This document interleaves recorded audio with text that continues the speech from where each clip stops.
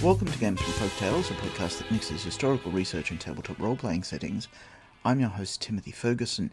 This week, another excerpt from the life of Cellini, which I'm calling Cellini Meets the Angel of Death. A couple of quick comments I'll make, beyond the usual reminder to look at how many times Cellini tells you that he is better than other people, including you.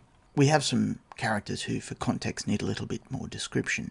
The Angel of Death he meets is not the Jewish Angel of Death, covered in Kabbalah, or the Christian Angel of Death. It seems to be Kaharan, or Charon, or Sharon, I'm not sure how it's meant to be pronounced, which shows that Cellini has been reading his Dante, therefore may be, from an Ars Magica perspective, an initiate of the Virgilian mysteries.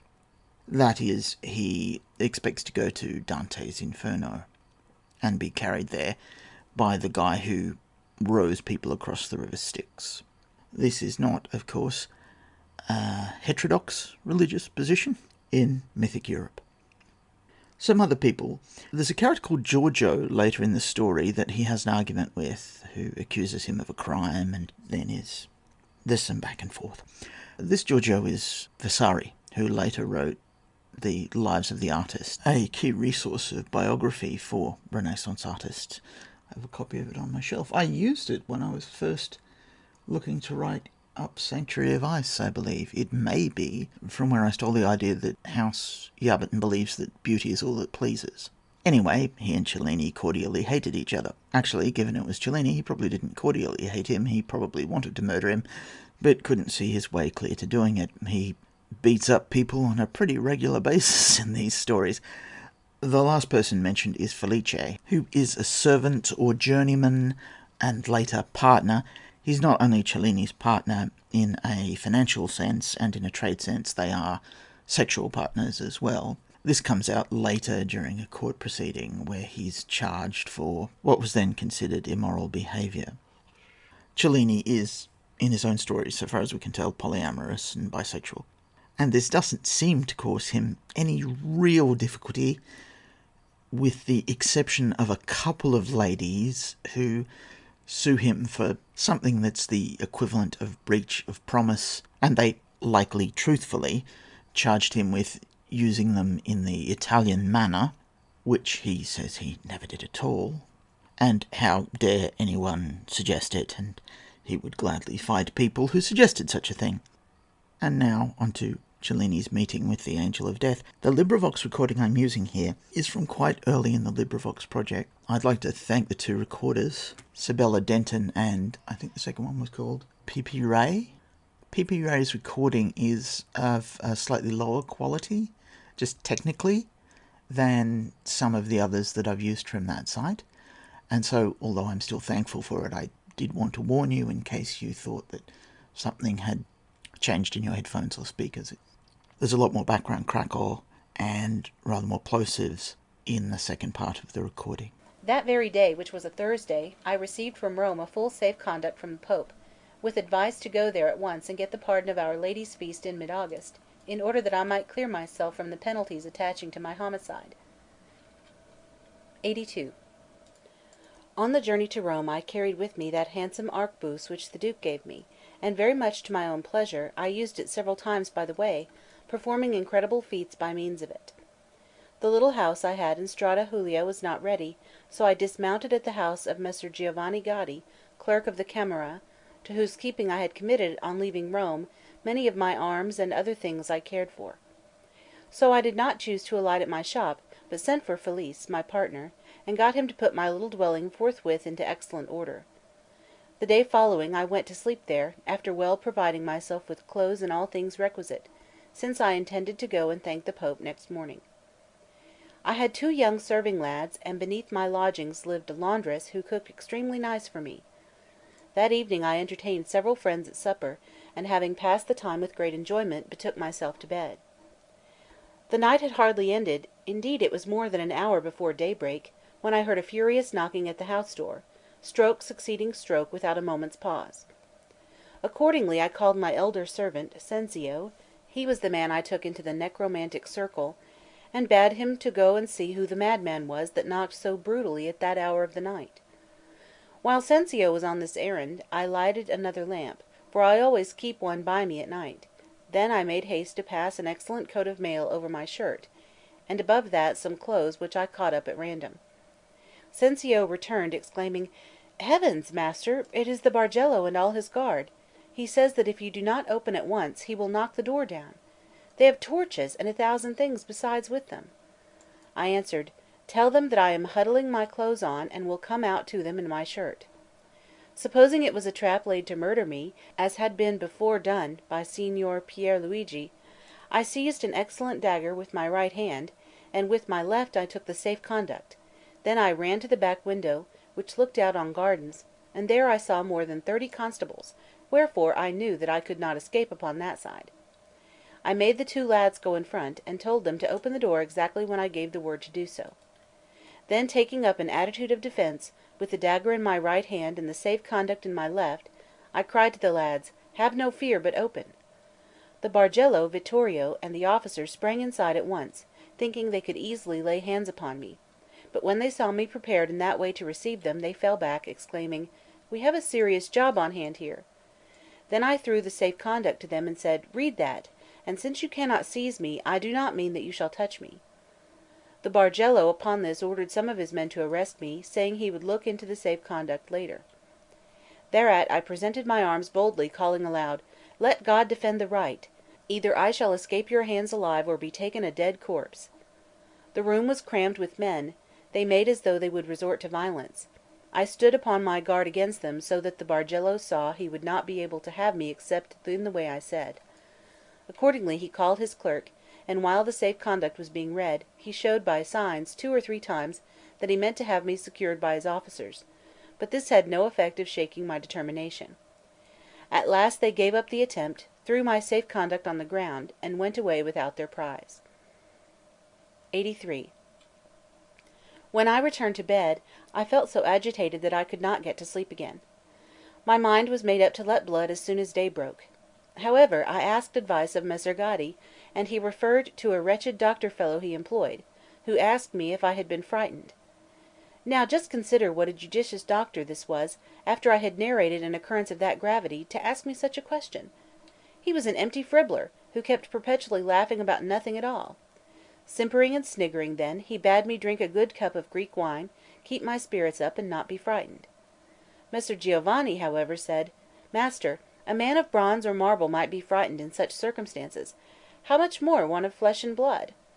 The quack responded, "Monsignor, we are not all made after the same pattern; this fellow is no man of bronze or marble, but of pure iron." Then he gave one of his meaningless laughs, and putting his fingers on my wrists, said, "Feel here; this is not a man's pulse, but a lion's or a dragon's." At this, I, whose blood was thumping in my veins, probably far beyond anything which that fool of a doctor had learned from his Hippocrates or Galen, knew at once how serious was my situation; yet, wishing not to add to my uneasiness and to the harm I had already taken, I made show of being in good spirits. While this was happening, Messer Giovanni had ordered dinner, and we all of us sat down to eat in company. I remembered that Messer Lodovico da Fano, Messer Antonio Allegretti, Messer Giovanni Greco, all of them men of the finest scholarship, and Messer Annibal Caro, who was then quite young, were present. At table the conversation turned entirely upon my act of daring.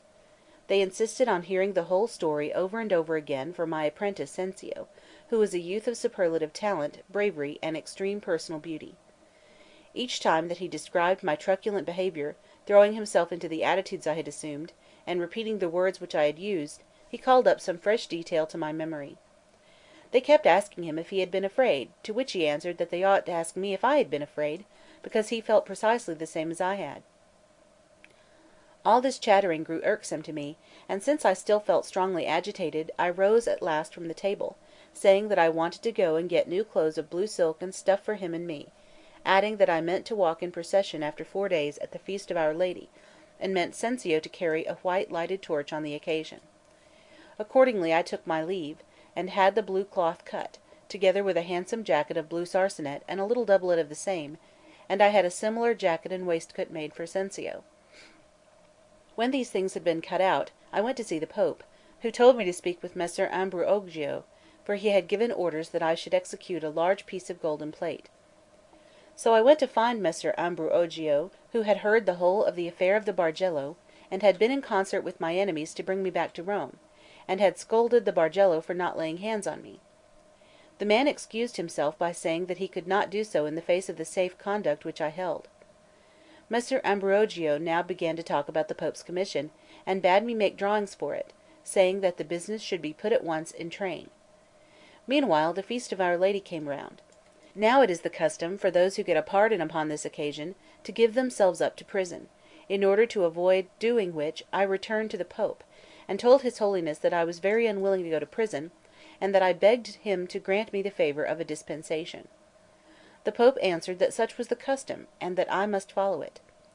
Thereupon I fell again upon my knees, and thanked him for the safe conduct he had given me, saying at the same time that I should go back with it to serve my Duke in Florence, who was waiting for me so impatiently. On hearing this, the Pope turned to one of his confidential servants and said, "Let Benvenuto get his grace without the prison, and see that his motu proprio is made out in due form." As soon as the document had been drawn up, his Holiness signed it; it was then registered at the Capitol.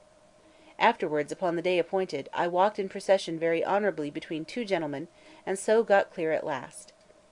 84.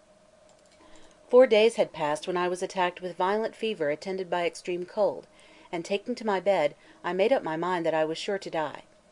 I had the first doctors of Rome called in, among whom was Francesco da Norcia, a physician of great age, and of the best repute in Rome.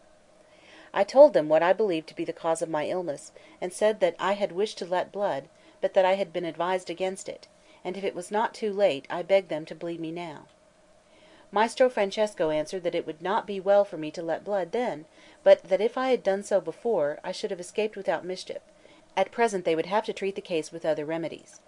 So they began to doctor me as energetically as they were able, while I grew daily worse and worse so rapidly that after 8 days the physicians despaired of my life, and said that I might be indulged in any whim I had to make me comfortable. Maestro Francesco added, "As long as there is breath in him, call me at all hours, for no one can divine what nature is able to work in a young man of this kind; moreover, if he should lose consciousness, administer these 5 remedies one after the other, and send for me, for I will come at any hour of the night. I would rather save him than any of the cardinals in Rome." Every day Messer Giovanni Gaddi came to see me 2 or 3 times, and each time he took up one or another of my handsome fowling pieces, coats of mail, or swords, using words like these: "That is a handsome thing, that other is still handsomer," and likewise with my models and other trifles, so that at last he drove me wild with annoyance.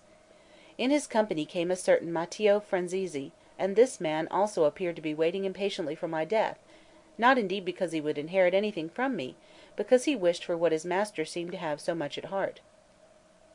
Felice, my partner, was always at my side, rendering the greatest services which it is possible for one man to give another.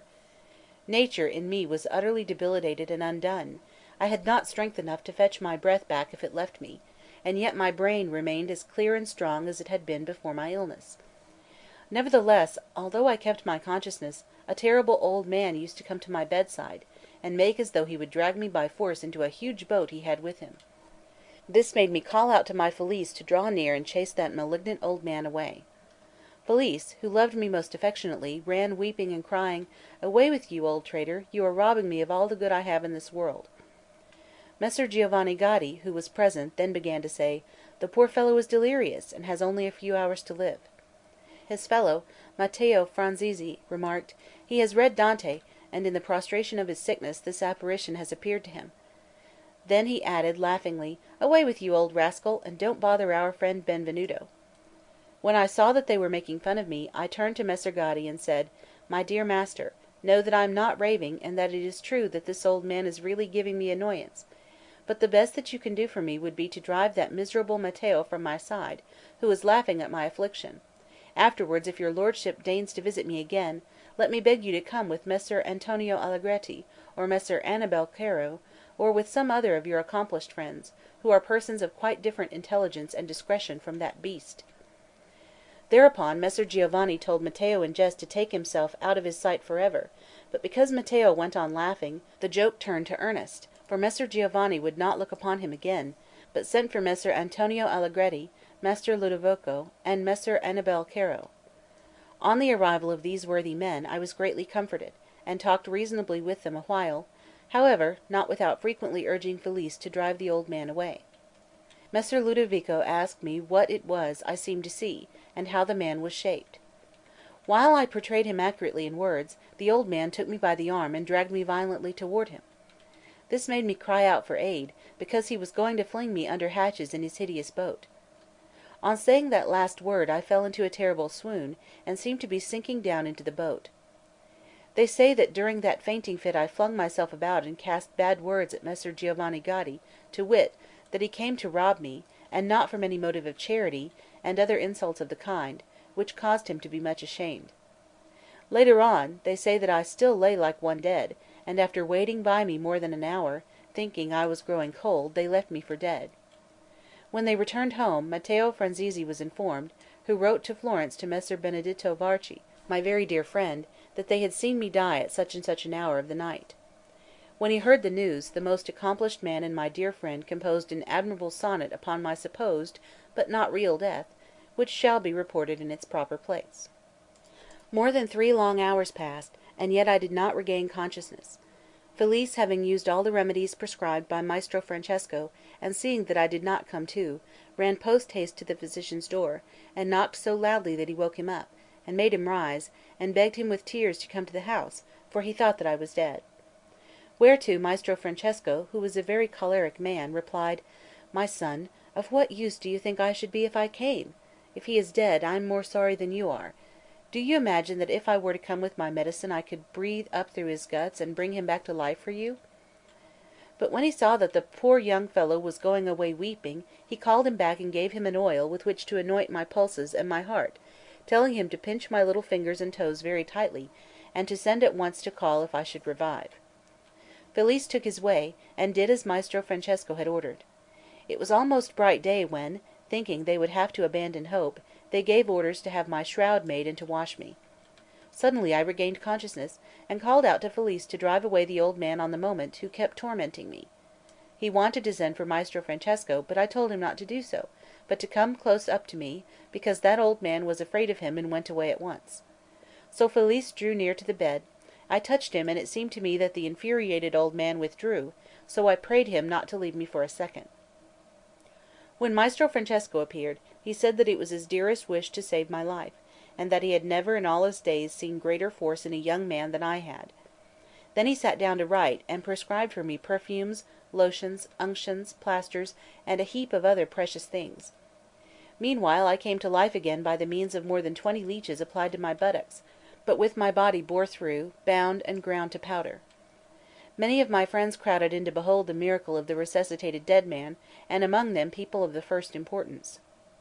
In their presence I declared that the small amount of gold and money I possessed, perhaps some 800 crowns, with what gold, silver, jewels, and cash, should be given by my will to my poor sister in Florence, called Monna Liperata. All the remainder of my property, armour, and everything besides, I left to my dearest Felice, together with 50 golden ducats, in order that he might buy mourning.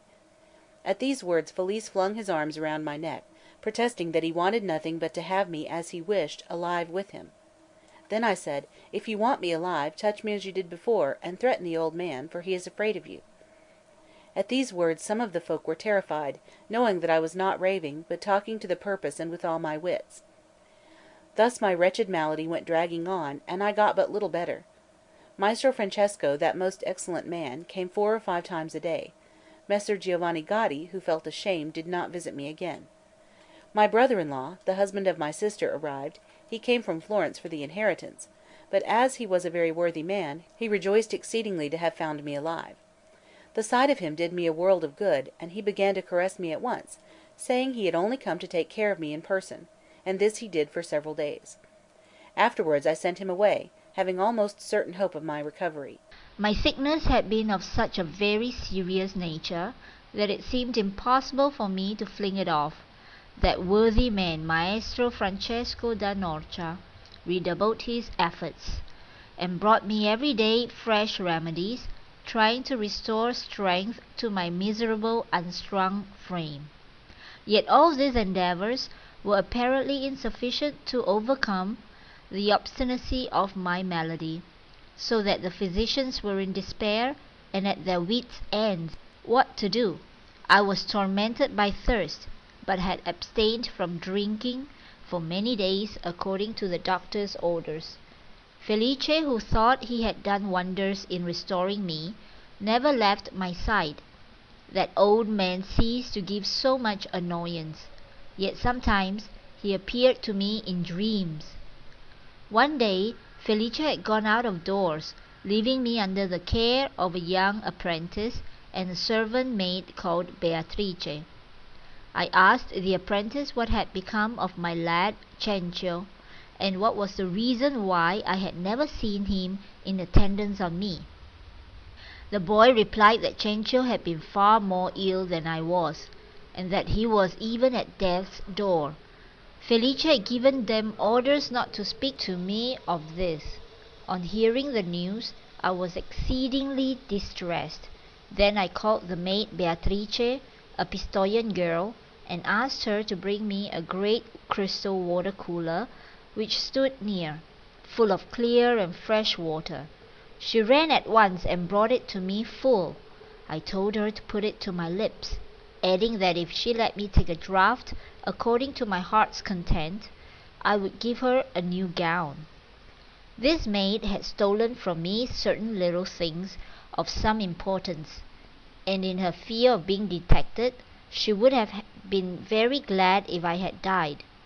Accordingly, she allowed me twice to take as much as I could of the water, so that in good earnest I swallowed more than a flask full.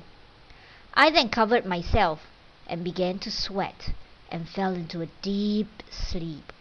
After I had slept about an hour, Felice came home, and asked the boy how I was getting on. He answered, "I do not know. Beatrice brought him that cooler full of water, and he has drunk almost the whole of it. I don't know now whether he is alive or dead." They say that my poor friend was on the point of falling to the ground. So grieved was he to hear this. Afterwards he took an ugly stick and began to beat the serving girl with all his might, shouting out, "Ah, traitress, you have killed him for me then!" While Felice was cudgeling and she screaming, I was in a dream. I thought the old man held ropes in his hand, and while he was preparing to bind me, Felice had arrived and struck him with an axe, so that the old man fled, exclaiming, "Let me go," and I promised not to return for a long while. Beatrice in the meantime had run into my bedroom, shrieking loudly. This woke me up, and I called out, "Leave her alone! Perhaps when she meant to do me harm, she did me more good than you were able to do with all your efforts. She may indeed have saved my life, so lend me a helping hand, for I have sweated, and be quick about it." Felice recovered his spirits, dried, and made me comfortable, and I, being conscious of a great improvement in my state, began to reckon on recovery. When Maestro Francesco appeared and saw my great improvement, and the servant girl in tears, and the prentice running to and fro, and Felice laughing, all this disturbance made him think that something extraordinary must have happened, which had been the cause of my amendment.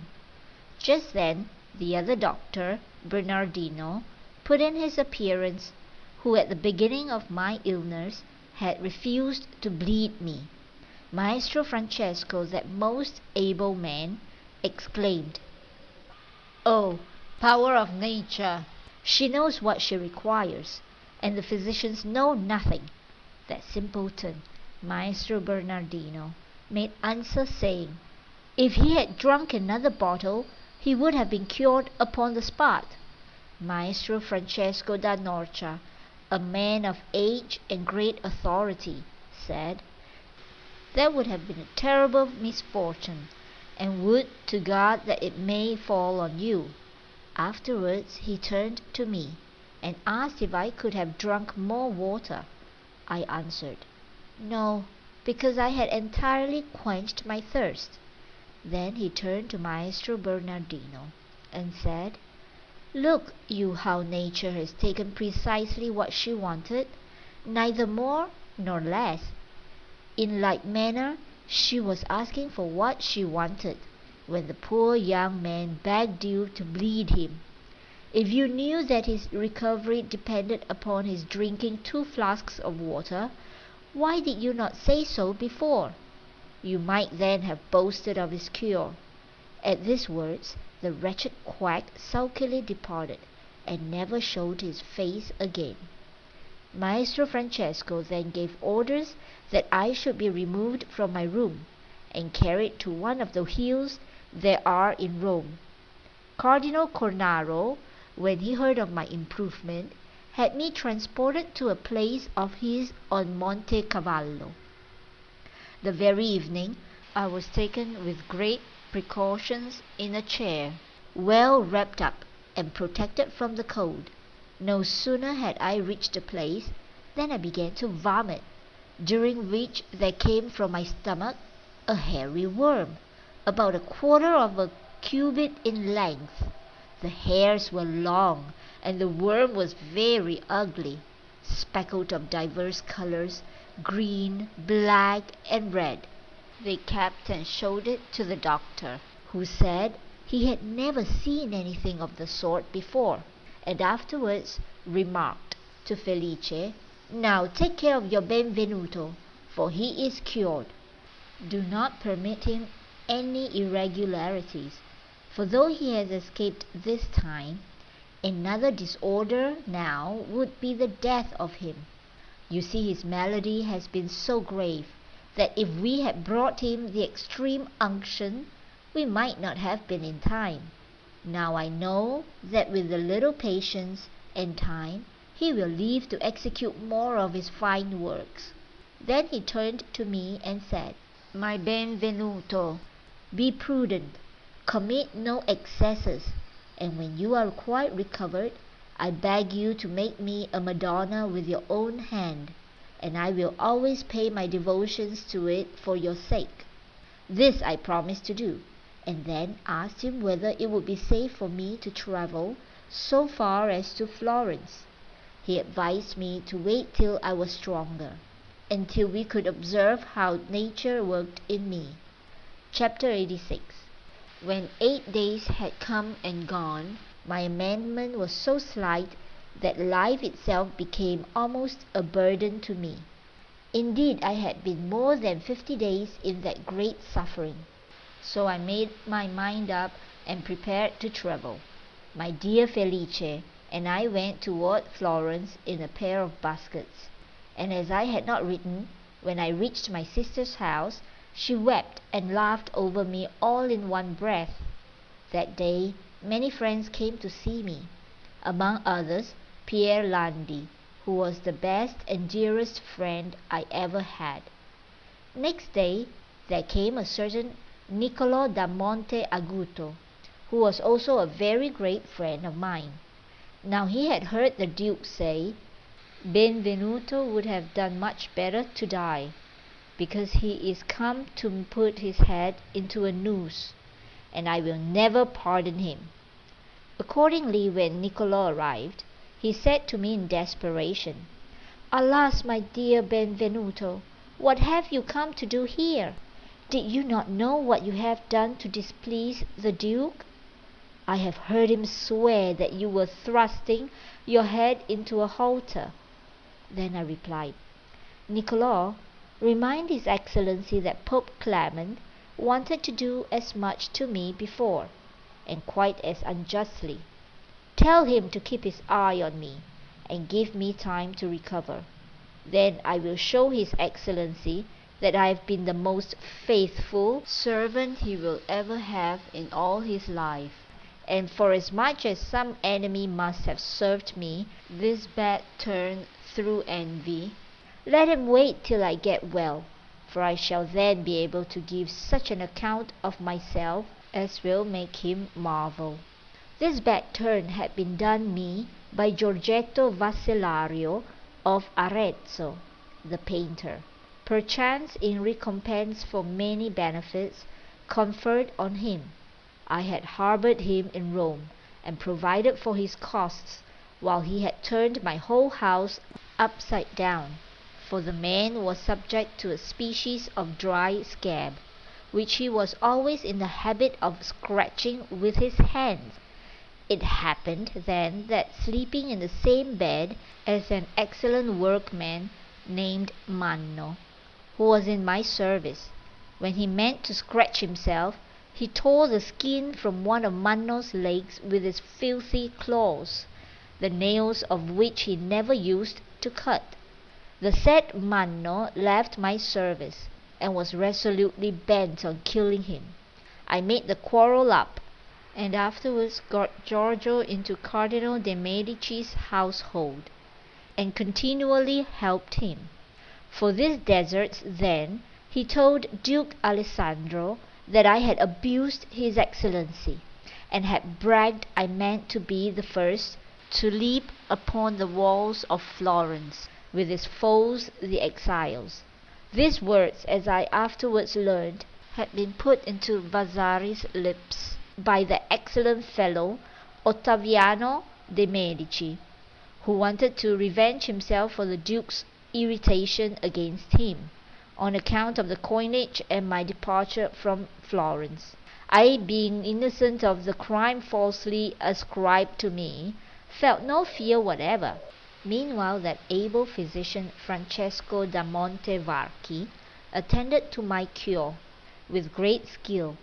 He had been brought by my very dear friend Luca Martini, who passed the larger portion of the day with me. Chapter 87.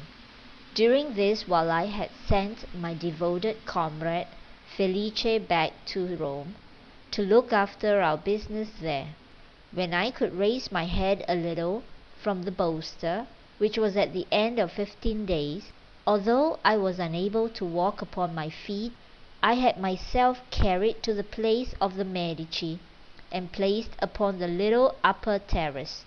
There they seated me to wait until the Duke went by. Many of my friends at court came up to greet me, and expressed surprise that I had undergone the inconvenience of being carried in that way, while so shattered by illness. They said that I ought to have waited till I was well, and then to have visited the Duke. A crowd of them collected, all looking at me as a sort of miracle, not merely because they had heard that I was dead, but far more because I had the look of a dead man. Then publicly before them all, I said how some wicked scoundrel had told my lord the Duke that I had bragged I meant to be the first to scale his excellency's walls, and also that I had abused him personally, wherefore I had not the heart to live or die till I had purged myself of that infamy, and found out who the audacious rascal was who had uttered such calumnies against me. At these words, a large number of those gentlemen came round, expressing great compassion for me. One said one thing, one another, and I told them I would never go thence before I knew who had accused me. At these words, Maestro Agostino, the Duke's tailor, made his way through all those gentlemen and said, "If that's all you want to know, you shall know it at this very moment." Giorgio the painter, whom I have mentioned, happened just then to pass, and Maestro Agostino exclaimed, "There is the man who accused you. Now you know yourself if it be true or not." As fiercely as I could, not being able to leave my seat, I asked Giorgio if it was true that he had accused me. He denied that it was so, and that he had ever said anything of the sort. Maestro Agostino retorted, "You gallows bird, don't you know that I know it for most certain?" Giorgio made off as quickly as he could, repeating that he had not accused me. Then after a short while the Duke came by, whereupon I had myself raised up before his excellency, and he halted. I told him that I had come therein that way solely in order to clear my character. The Duke gazed at me, and marveled I was still alive. Afterwards he bade me take heed to be an honest man and regain my health. When I reached home, Niccolo da Monte Aguto came to visit me, and told me that I had escaped one of the most dreadful perils in the world, quite contrary to all his expectations, for he had seen my ruin written with indelible ink. Now I must make haste to get well, and afterwards take French leave, because my jeopardy came from a quarter and a man who was able to destroy me.